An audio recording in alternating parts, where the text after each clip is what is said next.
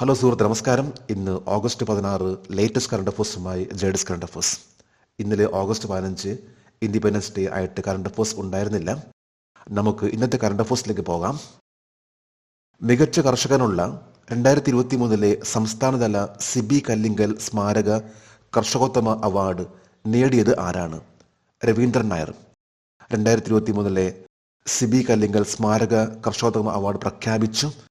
ഇതനുസരിച്ച് കഴിഞ്ഞ വർഷത്തെ സിബി കല്ലിങ്കൽ സ്മാരക കർഷകോത്തമ അവാർഡ് ലഭിച്ചിട്ടുള്ളത് ഇടുക്കി ജില്ലയിലെ രാജകണ്ഠം ചെമ്പകശ്ശേരി സ്വദേശിയായിട്ടുള്ള രവീന്ദ്രൻ നായർക്കാണ്. കേരള സംസ്ഥാന ഗവൺമെന്റ് നൽകുന്ന ഒരു അവാർഡ് ആണ് സിബി കല്ലിങ്കൽ മെമ്മോറിയൽ കർഷകോത്തമ അവാർഡ്. ഈ പ്രാവശ്യം ലഭിച്ചിട്ടുള്ളത് രവീന്ദ്രൻ നായർ. 2 ലക്ഷം രൂപയാണ് അവാർഡ് തുക. ഈ ഒരു അവാർഡ് പ്രഖ്യാപിച്ചിട്ടുള്ളത് കേരളത്തിലെ ഇപ്പോഴത്തെ അഗ്രികൾച്ചർ മിനിസ്റ്റർ ആയിട്ടുള്ള പി പ്രസാദ് ആണ്.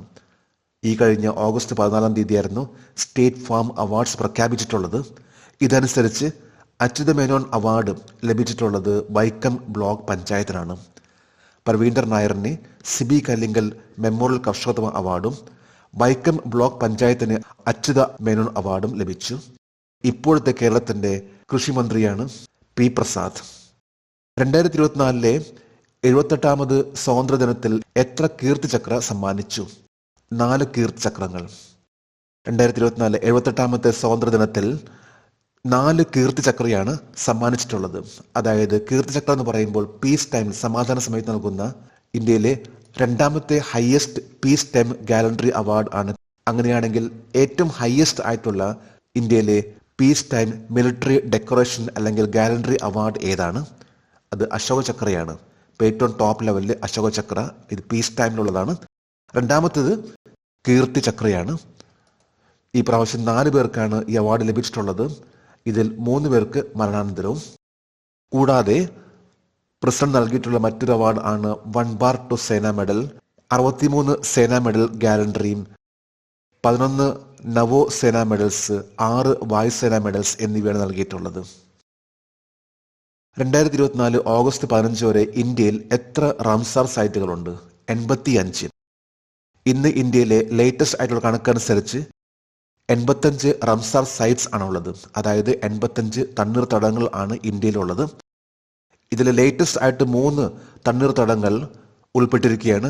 അതനുസരിച്ച് ഇപ്പോൾ ഇന്ത്യക്ക് 85 റാംസാർ സൈറ്റ്സ് ആണുള്ളത്. ലേറ്റസ്റ്റ് ആയിട്ടുള്ളവ ഇവയാണ്. അതായത് നഞ്ചരായൻ പക്ഷി സങ്കേതവും കഴുവേലി പക്ഷി സങ്കേതവും. ഇത് രണ്ടും തമിഴ്നാട്ടിലാണ്. നഞ്ചരായൻ ബേർഡ് സാഞ്ചുറിയും കഴുവേലി ബേർഡ് സാഞ്ചുറിയും. 3ാമത്തേത് മധ്യപ്രദേശിലെ തവ റിസർവോയർ ആണ്. മധ്യപ്രദേശിലെ തവ റിസർവോയർ, തമിഴ്നാട്ടിലെ നഞ്ചരായൻ ബേർഡ് സാഞ്ചുറി, കഴുവേലി ബേർഡ് സാഞ്ചുറി. ഇന്നിപ്പോൾ 85 റാംസാർ സൈറ്റ് ഉള്ള ഇന്ത്യയുടെ ആകെ 13,58,068 ഹെക്ടർ ഭൂമിയാണ് തണ്ണീർത്തടങ്ങൾ അല്ലെങ്കിൽ റാംസാർ സൈറ്റിലേക്ക് ഉൾപ്പെട്ടിരിക്കുന്നത്.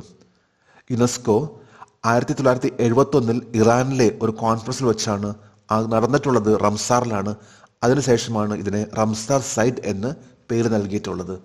1971 ഇറാനിൽ റംസാറിൽ വെച്ച്. 2ാം തവണ ലോകാരോഗ്യ സംഘടന ആഗോള പൊതുജനാരോഗ്യ അടിയന്തരാവസ്ഥ പ്രഖ്യാപിച്ച രോഗമേത്? എംപോക്സ്. മങ്കിപോക്സ് എന്നറിയപ്പെടുന്ന എംപോക്സ് ഇപ്പോൾ വേൾഡ് ഹെൽത്ത് ഓർഗനൈസേഷൻ 2ാമത്തെ പ്രാവശ്യമാണ് ഗ്ലോബൽ പബ്ലിക് ഹെൽത്ത് എമർജൻസി, അതായത് ആഗോള പൊതുജനാരോഗ്യ അടിയന്തരാവസ്ഥയുടെ പ്രഖ്യാപിച്ചിട്ടുള്ളത്. ഇത് പ്രഖ്യാപിച്ചത് കഴിഞ്ഞ ഓഗസ്റ്റ് 14, അതായത് 2 ദിവസം മുമ്പാണ്.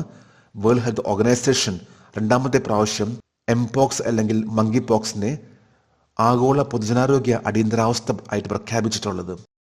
ഡെമോക്രാറ്റിക് റിപ്പബ്ലിക് ഓഫ് കോങ്കോയിൽ നിന്ന് പൊട്ടിപ്പുറപ്പെട്ടിട്ടുള്ള ഈ ഒരു രോഗം ഇന്നിപ്പോൾ ആഫ്രിക്കൻ കോണ്ടിനെന്റൽ, ആഫ്രിക്കൻ ഭൂഖണ്ഡത്തിൽ പടർന്നുകൊണ്ടിരിക്കുകയാണ്. ഏതാണ്ട് 17,000 പേർക്കാണ് മങ്കിപോക്സ് ബാധിച്ചിട്ടുള്ളത്. ഇതിൽ 517 പേർ മരണമടഞ്ഞു. മരണം സംഭവിക്കാത്ത രീതിയിലുള്ള അസുഖമാണ്. 517 പേരാണ് ഇപ്പോഴത്തെ കണക്കനുസരിച്ച് ആഫ്രിക്കൻ ഭൂഖണ്ഡത്തിൽ മരിച്ചിട്ടുള്ളത്.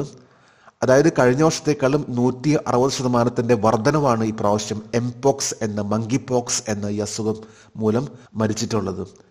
ഇതൊരു സൊനോട്ടിക് ഡിസീസ് ആണ്. അതായത് മനുഷ്യരിലേക്കും മൃഗങ്ങൾക്കും ഇടയിൽ പരസ്പരം പകരുന്ന ഒരു രോഗമാണ് എംപോക്സ്.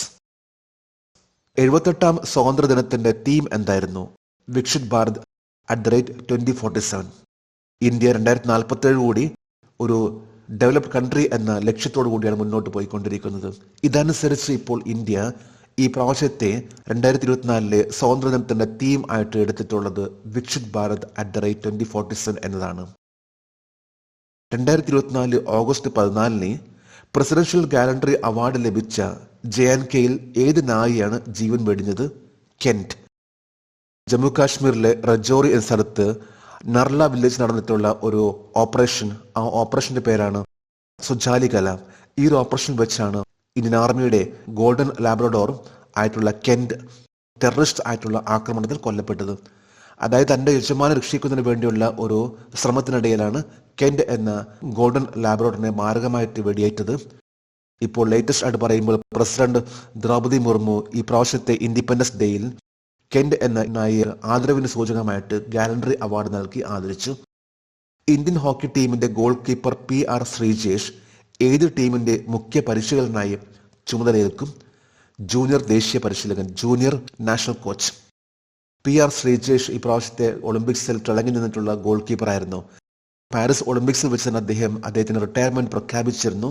ഇപ്പോൾ ലേറ്റസ്റ്റ് ആയിട്ടുള്ള അദ്ദേഹത്തിന്റെ ഒരു പുതിയൊരു അപ്പോയിന്റ്മെന്റ് എന്ന് പറയുമ്പോൾ അത് ഇന്ത്യയുടെ ജൂനിയർ ടീമിന്റെ കോച്ച് ആയിട്ടാണ് അദ്ദേഹം ഇനിയിപ്പോൾ തിളങ്ങാൻ പോകുന്നത്. പാരീസ് ഒളിമ്പിക്സിൽ സംയുക്ത വെള്ളി മെഡലിനായുള്ള അപ്പീൽ ആർബിട്രേഷൻ ഫോഴ്സ് നിരസിച്ച കളിക്കാരന്റെ പേര് വിനീഷ് ഫോഗാട്ട്. ഈ പ്രാവശ്യം നടന്നിട്ടുള്ള പാരീസ് ഒളിമ്പിക്സിൽ ഫൈനൽ വരെ എത്തിയ വിനീഷ് ഫോഗാട്ട് അവസാന റൗണ്ടിൽ ഡിസ്ക്വാളിഫൈ ആയി. കാരണം എന്ന് പറയുമ്പോൾ 100 ഗ്രാം വെയിറ്റ് കൂടി എന്ന ആ ഒരു കാരണത്താൽ ആണ് വിനീഷ് ഫോഗാട്ട് അവസാനത്തെ റൗണ്ടിൽ, അതായത് ഫൈനൽ മത്സരം തൊട്ട് മുമ്പ് ഡിസ്ക്വാളിഫൈ ആയിട്ടുള്ളത്. എന്നാൽ ഒരു ജോയിന്റ് സിൽവർ മെഡലിന് വേണ്ടിയുള്ള അപ്പീൽ ആർബിട്രേഷൻ ഫോർ സ്പോർട്സിൽ അപേക്ഷിച്ചെങ്കിലും പാരീസ് ഒളിമ്പിക്സിലെ ആർബിട്രേഷൻ ഫോർ സ്പോർട്സ് എന്ന ആ ഒരു അതോറിറ്റി വിനീഷ് ഫോഗാട്ടിന്റെ അപേക്ഷ നിരസിച്ചു. ഇതനുസരിച്ച് ഇനി വിനീഷ് ഫോഗാട്ടിന് ജോയിന്റ് സിൽവർ മെഡൽ ലഭിക്കാനുള്ള ആ ഒരു അവസരം നഷ്ടപ്പെട്ടിരിക്കുകയാണ്. എൻഫോഴ്സ്മെന്റ് ഡയറക്ടറേറ്റിന്റെ പുതിയ ഡയറക്ടറായി ആരാണ് നിയമിതനായത്? രാഹുൽ നവീൻ എൻഫോഴ്സ്മെന്റ് ഡയറക്ടറേറ്റിന്റെ പുതിയ ഡയറക്ടർ ആയിട്ട് ചുമതലയേറ്റെടുത്തു. അദ്ദേഹം 2 വർഷത്തേക്കാണ് ഈ ഒരു സ്ഥാനത്തേക്ക് എത്തിയിട്ടുള്ളത്. ഇപ്പോൾ ഇന്ത്യയുടെ എൻഫോഴ്സ്മെന്റ് ഡയറക്ടറേറ്റിന്റെ ഡയറക്ടർ ആണ് രാഹുൽ നവീൻ. കഴിഞ്ഞ ദിവസത്തെ കറണ്ട് അഫയേഴ്സിലെ ഒരു ചോദ്യമായിരുന്നു, ഇന്ത്യയുടെ സ്വാതന്ത്ര്യത്തിന് തലേന്ന് പ്രസിദ്ധമായ ട്രിസ്റ്റ് വിത്ത് ഡെസ്റ്റിനി പ്രസംഗം നടത്തിയത് ആരാണ്? ഇതിന്റെ ഉത്തരം ജവഹർലാൽ നെഹ്റു. ജേഡിസ് കറണ്ട് അഫയേഴ്സിന്റെ ഈ ഒരു ചോദ്യത്തിന് മറുപടി നൽകിയിട്ടുള്ള ഓരോരുത്തർക്കും ജേഡിസ് കറണ്ട് അഫയേഴ്സിന്റെ ആശംസകൾ. നമുക്ക് ഇന്നത്തെ കറണ്ട് അഫയേഴ്സ് ഒന്നുകൂടി റിവൈസ് ചെയ്യാം. മികച്ച കർഷകനുള്ള 2023 സംസ്ഥാനതല സിബി കല്ലിങ്കൽ സ്മാരക കർഷകോത്തമ അവാർഡ് നേടിയത് ആരാണ്? രവീന്ദ്രൻ നായർ. 2024 78ാമത് സ്വാതന്ത്ര്യ ദിനത്തിൽ എത്ര കീർത്തിചക്ര സമ്മാനിച്ചു? 4 കീർത്തിചക്രങ്ങൾ. 2024 ഓഗസ്റ്റ് 15 വരെ ഇന്ത്യയിൽ എത്ര റംസാർ സൈറ്റുകളുണ്ട്? 85. 2 വർഷത്തിനിടെ 2ാം തവണ ലോകാരോഗ്യ സംഘടന ആഗോള പൊതുജനാരോഗ്യ അടിയന്തരാവസ്ഥ പ്രഖ്യാപിച്ച രോഗമേത്? എംപോക്സ് അല്ലെങ്കിൽ മങ്കി പോക്സ്. 78ാം സ്വാതന്ത്ര്യ ദിനത്തിന്റെ തീം എന്തായിരുന്നു? Viksit Bharat @2047. 2024 August 15 presidential gallantry award ലഭിച്ച JNKയിൽ ഏത് നായിയാണ് ജീവൻ വെടിഞ്ഞത്? കെന്റ്. ഇന്ത്യൻ ഹോക്കി ടീമിന്റെ ഗോൾ കീപ്പർ PR ശ്രീജേഷ് ഏത് ടീമിന്റെ മുഖ്യ പരിശീലകനായി ചുമതലയേൽക്കും? Junior national coach. പാരീസ് ഒളിമ്പിക്സിൽ സംയുക്ത വെള്ളി മെഡലിനായുള്ള അപ്പീൽ ആർബിട്രേഷൻ ഫോർ സ്പോർട്സ് നിരസിച്ച കളിക്കാരന്റെ പേര്? വിനീഷ് ഫോഗാട്ട്. എൻഫോഴ്സ്മെന്റ് ഡയറക്ടറേറ്റിന്റെ പുതിയ ഡയറക്ടറായി ആരാണ് നിയമിതനായത്? രാഹുൽ നവീൻ.